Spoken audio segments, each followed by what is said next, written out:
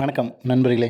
இது தமிழ் நண்பன் shortcut channel. இப்போ நான் பார்க்க போகிறது மெட்ராஸ் ஹைகோர்ட் ரிசல்ட் சம்மந்தமான தகவல்கள் தான். நம்ம ஆல்ரெடி ஒரு வீடியோவில் இந்த மாதிரி மெயில் பண்ணுங்கள் அப்படின்ற விஷயத்த சொல்லியிருந்தோம். மார்க் குறைஞ்சிருக்கு அப்படின்னா மெயில் பண்ணுங்கள். மெயில் பண்ணுற விஷயத்தினால நமக்கு ஏதோ ஒரு நல்லது நடக்கலாம் அப்படின்ற தகவல் கொடுத்துருந்தோம். ஸோ எல்லாருமே மெயிலும் பண்ணியிருப்பீங்க. இதுக்கடுத்து கேட்குற கேள்வி என்ன அப்படின்னா, வேக்கன்சி இன்க்ரீஸ் ஆகுமா அப்படின்றது. ஸோ வேக்கன்சியை பொறுத்தளவுக்கு கண்டிப்பாக இன்க்ரீஸ் ஆகிறதுக்கான வாய்ப்பு அப்படின்றது இருக்குது. ஏன்னா கடந்த ஆண்டு அவங்க கொடுக்கும்போது ஒரு 4500 போஸ்டிங் 4000 சம்திங் அந்த ரேஞ்சில் வேக்கன்சி டீட்டெயில்ஸ் கொடுத்துருந்தாங்க.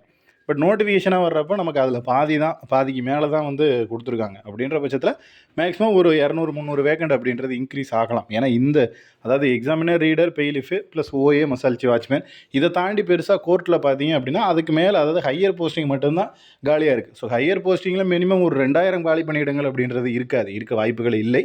ஸோ அதனால் இதில் வேக்கன்சி இன்க்ரீஸ் பண்ணுறதுக்கான வாய்ப்பு அப்படின்றது நிறைய இருக்குது. அதுவும் ரிசல்ட்டுக்கு முன்னாடி வேக்கன்சி இன்க்ரீஸ் பண்ணாங்க அப்படின்னா ஓரளவுக்கு அதில் சாத்தியம் இருக்குது. இல்லை ரிசல்ட்டுக்கு அப்புறம் அப்படின்னு பார்த்தீங்கன்னா, ஏன்னா அதில் ரிசர்வேஷன் ஃபாலோ பண்ணணும். இப்போ வேகன்சி இன்க்ரீஸ் பண்ணுறாங்க அப்படின்ற பட்சத்தில் எல்லாத்துக்கும் ரிசர்வேஷன் ஃபாலோ பண்ண முடியாத ஒரு சூழ்நிலை அப்படின்றது ஆகி போயிடும். அதனால் ரிசல்ட்டுக்கு முன்னாடி வேகன்சி இன்க்ரீஸ் ஆச்சு அப்படின்னா அதுக்கு கன்ஃபார்மாக நடக்கலாம். இல்லை ரிசல்ட்டுக்கு அப்புறம் ஆகும் அப்படின்னு சொன்னாங்கன்னா கண்டிப்பாக அதில் ரிசல்ட்டுக்கு அப்புறம் ஆகிறதுக்கு வாய்ப்பு அப்படின்றது மிக மிக குறைவு தான்.